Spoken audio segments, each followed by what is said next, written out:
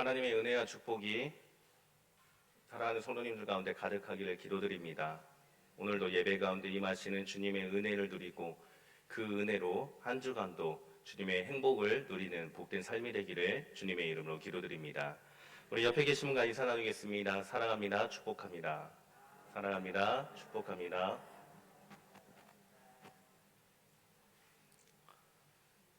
삶을 살다 보면 때로는 힘들 때가 종종 있습니다. 우리가 이 세상을 살아가는 데 있어서 가장 필요한 것이 무엇일까라는 생각이 힘들 때마다 하게 됩니다. 돈, 명예, 권력, 이 모든 것들이 있으면 당연히 좋습니다. 그러나 꼭 필요하지만은 않습니다. 돈과 명예와 권력, 그 외 모든 것들이 있으면 우리가 이 세상을 살아가는 데 있어서 편리하긴 합니다만 그것만이 세상을 살아갈 수 있는 방법은 다가 아니라는 겁니다. 왜냐하면 이 세상은 하나님이 창조한 세상이기 때문입니다. 하나님이 창조한 세상인데 우리가 왜 힘들게 살아가는 것일까요? 그것은 하나님이 세상을 창조했지만 이 세상이 하나님의 뜻을 거역하여 죄를 짓게 되었고 그로 인해 죄악이 가득한 세상이기 때문입니다. 하나님의 방법으로 창조된 우리들이 살아가기에는 죄악된 세상이기 때문에 우리는 당연히 힘들 수밖에 없는 것입니다. 더군다나 우리들은 이 세상에 살아가기 때문에 세상의 방법과 세상의 지식으로 세상 속에서 살아가야만 하기 때문에 더욱 힘든 것입니다. 하나님이 창조한 우리들과 하나님이 창조한 세상은 당연히 하나님의 방법으로 살아가야만 하는 건데 이 세상과 우리는 하나님의 방법이 아닌 우리들의 방법, 죄악된 방법으로 살아가고자 발버둥치니 당연히 힘들 수밖에 없는 것입니다. 힘든 세상에서 우리가 살아가려면 우리는 우리의 방법으로 살아가고자 발버둥치는 것이 아니라 오직 하나님의 방법으로만 살아가야만 하는 것입니다. 오늘 하나님의 방법으로 살아가는 것을 알려드리고자 합니다. 오직 하나님의 방법으로 살아감으로써 세상이 줄 수 없는 하나님이 주시는 참된 행복을 누리시기를 주님의 이름으로 축원합니다. 은혜라는 단어는 헬라어로 카리스라는 단어를 사용합니다. 이 단어는 나의 노력의 산물이 아닌 거저 받은 것, 내가 노력해서 하나님께 받은 것이 아니라 하나님이 일방적으로 나에게 그냥 베풀어 주신 것, 대가 없이 베풀어 주신 것을 은혜라고 합니다. 그래서 우리가 잘 알고 있는 에베소서 2장 8절에서는 이렇게 말씀합니다. 제가 읽어드리겠습니다. 너희는 그 은혜에 의하여 믿음으로 말미암아 구원을 받았으니 이것은 너희에게서 난 것이 아니요 하나님의 선물이라. 아멘. 내가 노력해서 구원을 받은 것이 아니라 은혜에 의하여 믿음으로 구원을 받게 되었고 이 은혜는 내가 노력한 것이 아니라 하나님이 그냥 주신 선물이라고 그렇게 분명하게 말씀하고 있습니다. 하나님이 주신 선물, 은혜로 사는 것, 그것이 바로 하나님의 방법으로 살아가는 것입니다. 그렇기 때문에 우리는 이 세상을 우리의 지식과 우리의 방법과 세상의 기준으로 살아가는 것이 아니라 하나님이 거저 주신 그 은혜로 말미암아 하나님의 방법으로 그 은혜로만 살아가야만 힘든 세상을 이길 수가 있고 행복을 누릴 수가 있다라는 겁니다. 그래서 오늘 본문 5장 2절에서 로마서 5장 2절에서 이렇게 말합니다. 우리 5장 2절 말씀을 같이 읽어보겠습니다. 5장 2절 말씀 함께 읽겠습니다. 또한 그로 말미암아 우리가 믿음으로 서 있는 이 은혜에 들어감을 얻었으며 하나님의 영광을 버리고 즐거워하느니라. 아멘. 사도 바울은 하나님의 방법으로 사는 삶, 하나님이 주시는 선물인 은혜로 사는 것을 은혜에 들어감이라고 표현하고 있습니다. 우리가 흔히 은혜 받았다라고 말하지만 은혜를 받은 것이 아니라 사도 바울은 그 은혜에 들어가는 것이라고 그렇게 표현을 하고 있습니다. 얼마나 멋진 표현입니까? 은혜에 들어가는 삶, 은혜를 누리는 삶. 은혜에 들어간다라는 것은 매일매일 하나님이 우리에게 베푸시는 그 한량없는 은혜가 내 삶에 늘 가득한 것을 뜻합니다. 이것은 내 방법으로 살아가면 가득한 것이 아니라 하나님의 방법으로 나를 이끄셔서 하나님의 방법으로 사는 나에게 베풀어 주시는 것. 이 세상을 살아갈 수 있게 만들어 주신다라는 뜻입니다. 그렇기 때문에 우리는 은혜에 들어가야만 합니다. 은혜가 아니면 우리는 살아갈 수가 없는 것입니다. 하나님의 전능함을 누릴 수 있는 하나님이 거저 주시는 그 은혜에 우리가 들어가야만 우리는 이 세상 가운데서도 하나님의 방법으로 하나님의 자녀답게 살아갈 수가 있게 되는 것입니다. 그렇기 때문에 날마다 주님이 주시는 그 은혜에 들어가는 삶이 되기를 바랍니다. 날마다 주님이 주시는 그 은혜를 누리는 삶이 되시기를 주님의 이름으로 축원합니다. 그런데 이 은혜에 들어가는 삶이라는 것은 단순히 내가 주님이 주시는 그 은혜를 누리며 살아가는 것이다. 이게 전부가 아니라는 겁니다. 주님이 주시는 은혜 속에 거하는 삶을 살게 된다는 것은 결국에는 은혜의 삶을 살아야 할 의무가 우리에게 뒤따르고 있다는 것을 말하고 있습니다. 우리가 한국에서 한국 국민으로 살아간다는 것은 한국의 국적을 가지고 한국의 땅에서 자유를 누리며 국민으로서 혜택을 받으며 살아가는 사람이라는 뜻을 갖고 있습니다. 그러나 그 이면에는 한국 국민으로서 살아가는 그 모든 것을 누리는 그 이면에는 그에 따른 의무가 우리에게 뒤따르고 있다는 것도 포함되어 있습니다. 납세의 의무, 국방의 의무, 교육의 의무 등 한국 국민으로서 삶을 누리기 위해서는 그에 따른 의무를 충실히 해야만 한다는 것이 뒤따르고 있다는 겁니다. 마찬가지입니다.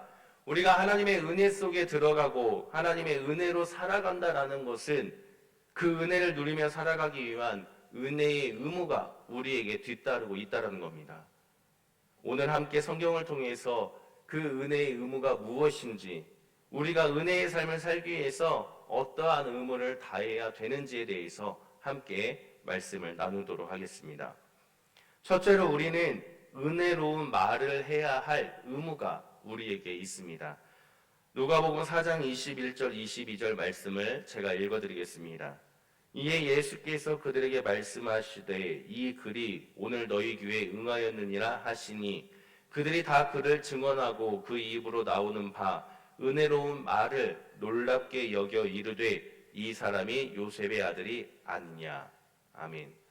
예수님께서 회당에서 말씀을 선포하셨고 사람들이 그 말씀을 듣고 은혜로운 말을 놀랍게 여긴다라고 그렇게 기록하고 있습니다. 여기서 은혜로운이란 단어를 카리스라는 단어를 사용하고 있습니다.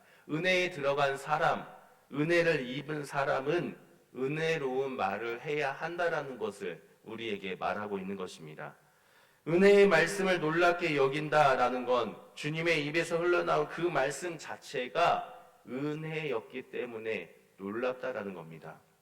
그래서 은혜에 들어갔다라는 것은 주님의 말씀 안에 들어가는 것을 뜻합니다. 말씀을 읽는 것에서 그치는 것이 아니라 그 말씀이 살아있는 말씀으로 받아들여지게 되고 우리의 삶에서 그 말씀 중심으로 살아갈 수 있게 되는 것.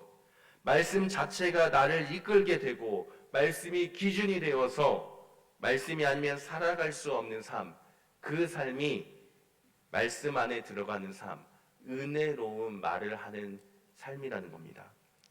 그래서 말씀과 나의 관계가 깊어지면 깊어질수록 말씀이 나를 계속 변화시켜서 내가 보이는 것이 아니라 보이지 않는 것을 바라보게 되는 것입니다. 우리가 정말 하나님께 은혜 받은 사람이라면, 하나님의 은혜에 들어가는 사람이라면 말씀이 우리 삶에 들어와 있어야 하고 그 말씀이 우리의 삶을 통해서 계속해서 나타나야 하는 것입니다.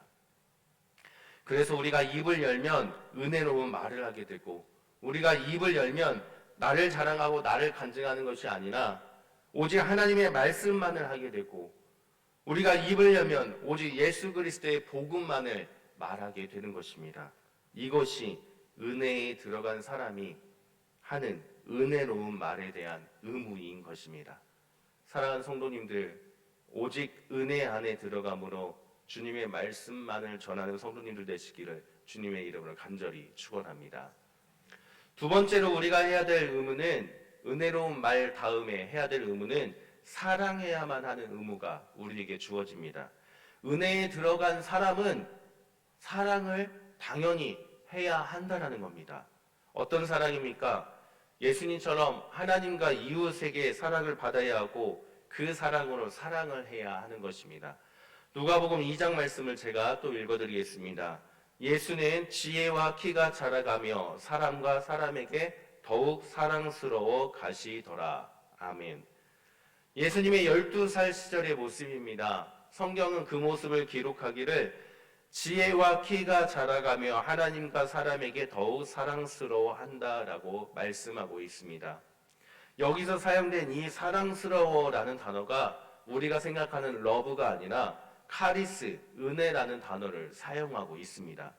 예수님이 자라면서 하나님에게 받은 사랑은 우리가 생각하는 사랑의 그 개념이 아니라 하나님이 주신 은혜를 받고 자랐다라는 겁니다. 하나님의 은혜가 가득하면 당연히 하나님의 사랑을 받게 되는 것이고 그 사랑으로, 그 은혜로 사랑할 수가 있게 된다는 겁니다. 말씀을 보면은 먼저 하나님께 사랑함을 받아야 됩니다.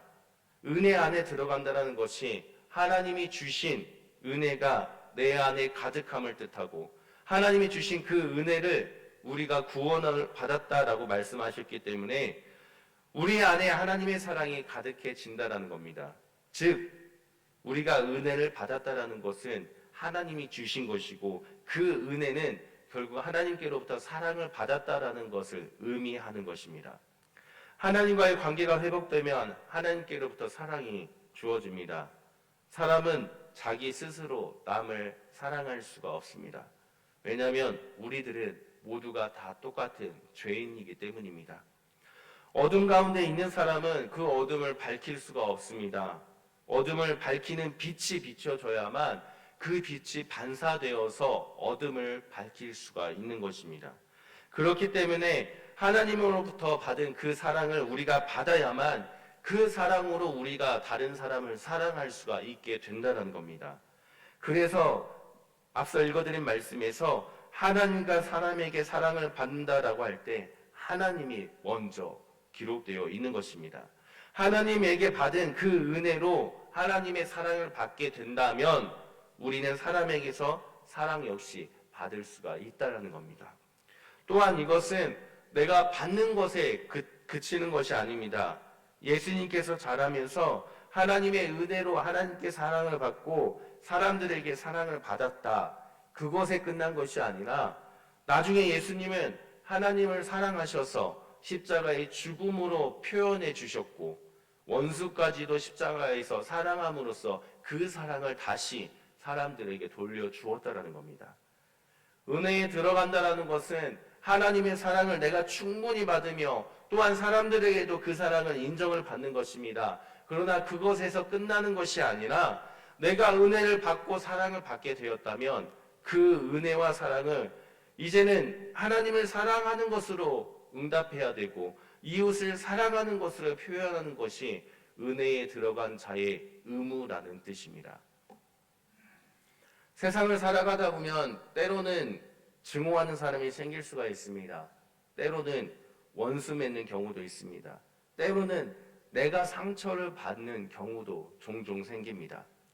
그러나 믿는 사람은, 은혜에 들어간 사람은, 하나님께 사랑을 받은 사람은 그 사랑으로 그러한 사람들까지도 사랑해야 하는 것이 은혜 받은 자의 의무라는 뜻입니다.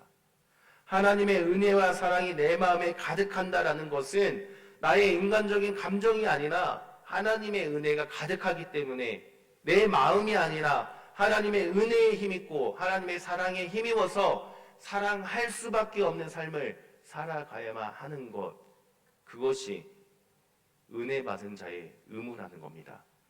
사랑하는 성도님들, 오직 은혜에 들어가서 하나님께로부터 받은 그 사랑을 받고 사람들에게 받은 그 사랑을 받기를 바랍니다.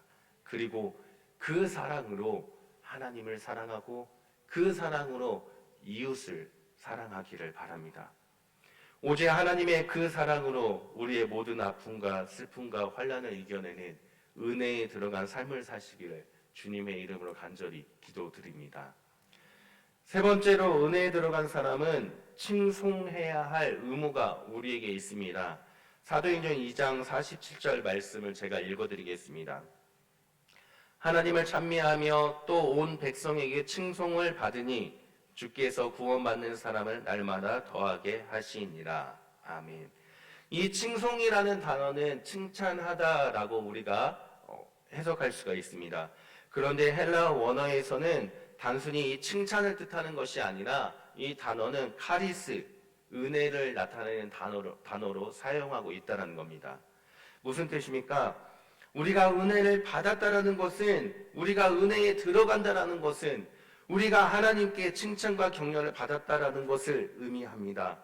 보잘것없고 하찮은 죄인인 우리를 하나님께서 은혜 주셨다라는 것은 죄인인 우리를 하나님께서 격려해 주시고 계신다라는 겁니다. 은혜라는 것은 우리가 노력한 게 아니라 하나님이 일방적으로 주신 것이기 때문입니다.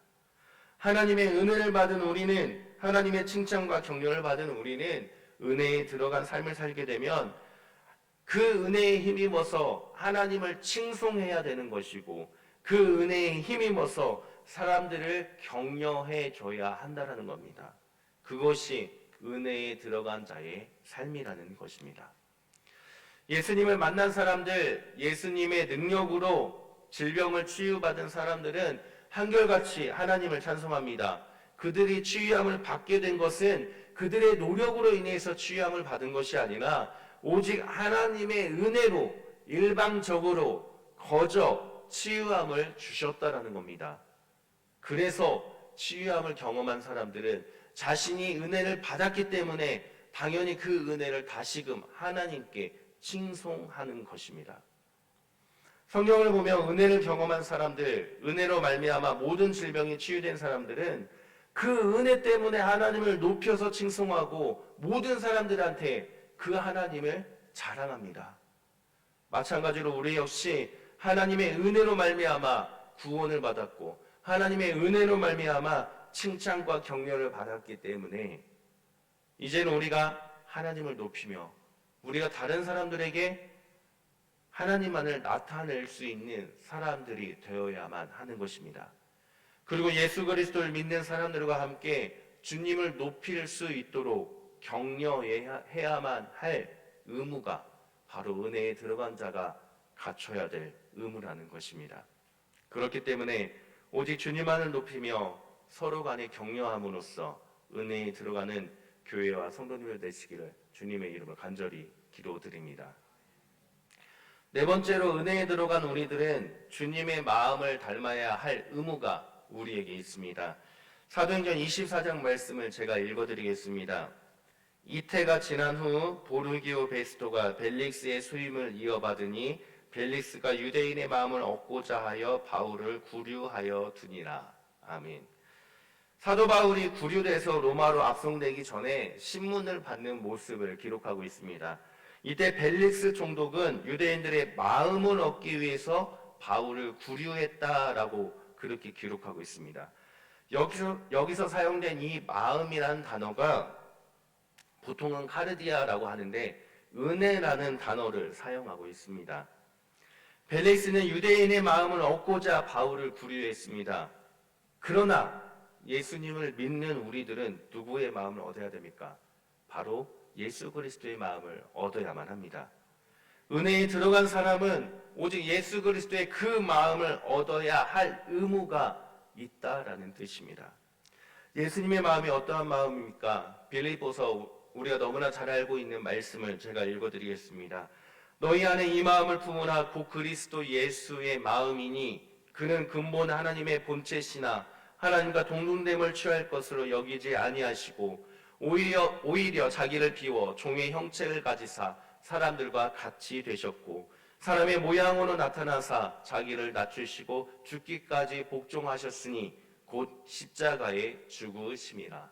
아멘. 우리가 본받아야 할 마음, 바로 예수님의 마음입니다. 예수님의 어떤 마음을 구체적으로 본받아야 됩니까? 첫째로 겸손의 마음입니다. 하나님과 동등하신 그분이 보잘것없는 종의 형체로 오신 그 겸손한 마음을 우리가 본받아야 하는 것입니다. 둘째로 우리는 하나님 말씀에 죽기까지 복종하신 순종의 그 마음을 본받아야만 하는 것입니다. 은혜에 들어간 사람은, 은혜가 충만한 사람은 예수님의 마음을 지녀야 될 의무가 뒤따릅니다. 예수님처럼 겸손하며 하나님 말씀에 순종하는 삶이 바로 은혜에 들어가는 삶이란 뜻입니다. 이 말씀을 반대로 표현하자면, 교만한 사람은 은혜에 들어간 사람이 아니라는 것이고, 교만한 사람은 은혜에 들어간 삶을 사는 것이 아니라는 뜻입니다. 은혜가 충만하고 은혜에 들어간 삶이라는 것은 바로 구원받은 자의 삶답게, 구원받은 자답게, 하나님의 자녀답게 살아가는 것입니다. 하나님의 은혜로 말미암아 구원을 얻게 된 것인데, 내가 교만하다라는 것은 결국 하나님이 주신 은혜로 구원을 얻은 게 아니라 나의 힘으로 구원을 얻었다라고 그렇게 생각하는 것이기 때문에 구원받은 자의 삶과는 거리가 먼 것입니다. 그렇기에 우리는 예수님의 이 마음을 얻는 삶을 살도록 노력해야만 하는 것입니다. 예수님처럼 더욱 겸손함으로, 더욱 말씀에 순종함으로 주님의 마음과 하나가 될 때, 그것이 하나님의 은혜에 들어가는 삶이며, 그것이 은혜 받은 자가 갖춰야 할 의무라는 것을 성경은 우리에게 말씀하고 있습니다. 사랑하는 성도님들, 오직 주님의 은혜로 말미암아 겸손함과 순종함으로 그 은혜에 들어간 삶을 사는 그 의무를 다하는 성도님들 되시기를 주님의 이름으로 기도드립니다. 마지막으로 은혜에 들어간 삶을 사는 사람은 기쁨의 삶을 살아야 될 의무가 우리에게 주어집니다. 빌레모서 1장 말씀을 제가 읽어드리겠습니다. 형제여, 성도들의 마음이 너로 말미암아 평안함을 얻었으니 내가 너의 사랑으로 많은 기쁨과 위로를 받았노라. 아멘.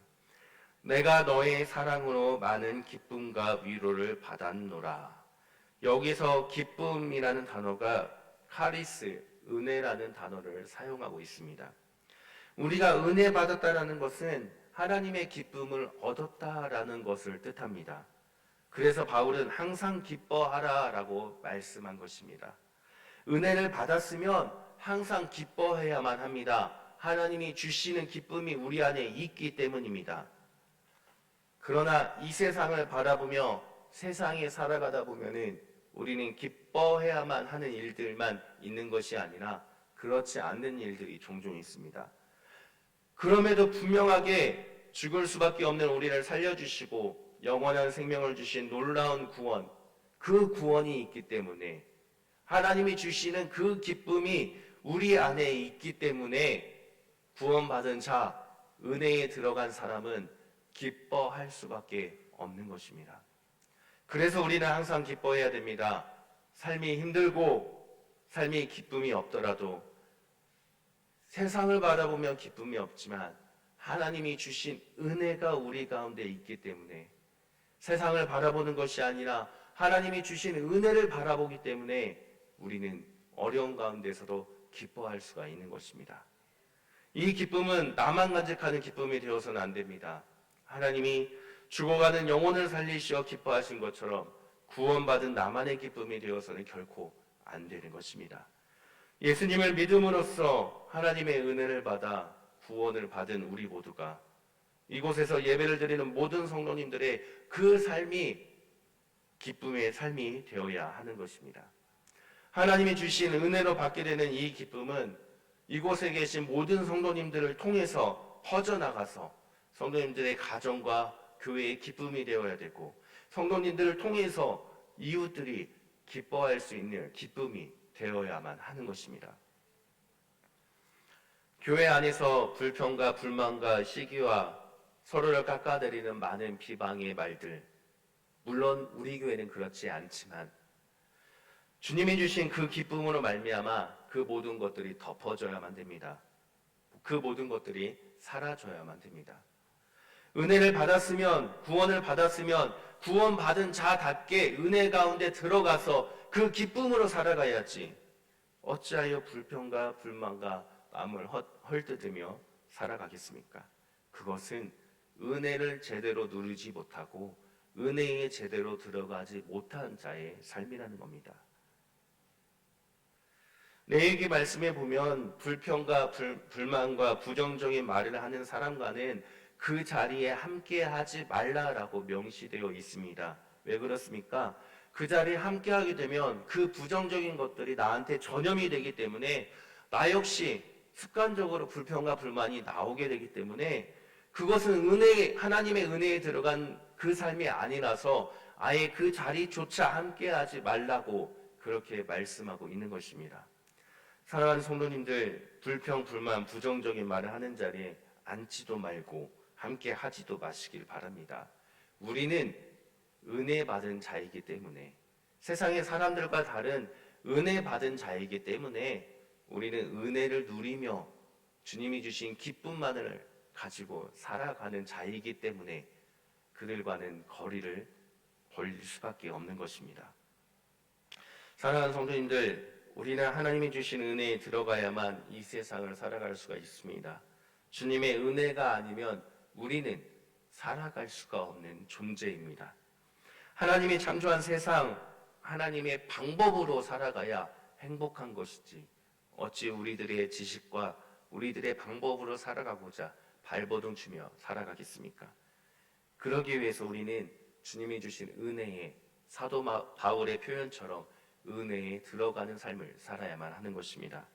주님이 주시는 은혜가 충만한 삶, 그 은혜를 누리는 삶, 그 은혜에 들어가는 삶, 그 삶을 살아가는 것이 구원받은 자의 삶입니다. 그러나 은혜에 들어가는 것으로 끝나는 것이 아니라 그에 따른 합당한 의무를 다하는 것이 은혜를 누리는 삶이라는 것을 기억하시길 바랍니다. 은혜에 들어감으로써 주님의 말씀 중심으로 살아가 은혜의 말만을 행하고 하나님을 사랑하고 이웃을 사랑하고 하나님을 칭송하며 이웃을 격려하는 그 은혜의 의무를 다하시기를 바랍니다. 또한 오직 예수 그리스도의 겸손함과 순종함의 그 마음을 가지도록 노력하시길 바라며 주님의 은혜로 말미암아 날마다 기뻐하는 삶을 사시기를 부탁드립니다. 사랑하는 성도님들, 날마다 은혜에 들어가 은혜의 의무를 다하여 주님이 주시는 그 은혜를 누리는 삶을 사시길 주님의 이름으로 축원합니다. 은혜 받은 자답게 살아가서 하나님을 기쁘게 하고 이 세상의 모든 환난과 모든 근심과 걱정을 이겨내는 은혜를 누리는 행복한 삶을 사시기를 주님의 이름으로 간절히 축원합니다. 함께 기도합니다. 하나님, 주님의 은혜가 아니면 살아갈 수 없기 때문에 오직 주님의 은혜만을 간구합니다. 사랑하는 성도님들이 오직 주님의 은혜에 들어가 그 은혜를 누리는 삶을 살게 하옵시고 그 은혜를 누릴 수 있도록 의무를 다하여 은혜 받은 자답게 살아갈 수 있도록 주님이 이끌어 주옵소서. 우리를 구원하신 예수 그리스도의 이름으로 기도드립니다. 아멘.